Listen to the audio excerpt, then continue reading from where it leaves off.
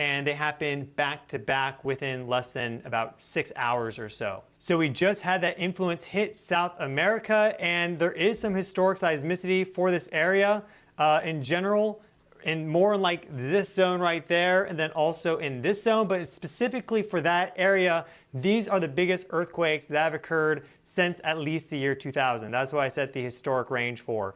So definitely notable earthquakes on land, and if we look, this 6.2 is pretty shallow at 7.8 kilometers, and then the 6.3 afterwards, nearly the same location, was deeper. So it was almost like we had the 6.2 up top, and then that energy going down caused a bit of a rupture and expansion from that 6.3 right afterwards. There was that kind of, you can think about it in that sense, both spatially and temporally. So very, very interesting. And that 5.8 there is leading me to think that there is a chance that we get something bigger from this. One of these historic earthquakes off to the side, we can see that with this map here, again, going back to January 1st of the year 2000, and that was a 7.3. So that's a big earthquake. That was August 21st of 2018, and we see all the other magnitude 6 earthquakes and 6 whatever, because I set this for magnitude 6 and greater. So we could get something bigger in that area. We definitely can't rule it out, so keep a close eye on Venezuela. And another interesting thing, and I'm not saying I believe this is speculation, some people do believe this, but it's an interesting trend, is that these earthquakes are occurring in these zones where the United States is currently having geopolitical tension with, okay?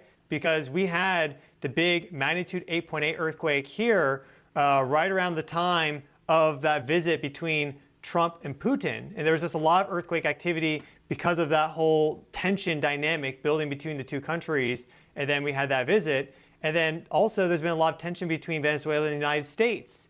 And now we have these two magnitude 6+ earthquakes here. So some people think that the United States has an earthquake weapon, and that this is actually like a covert thing that we use to influence different countries around the world.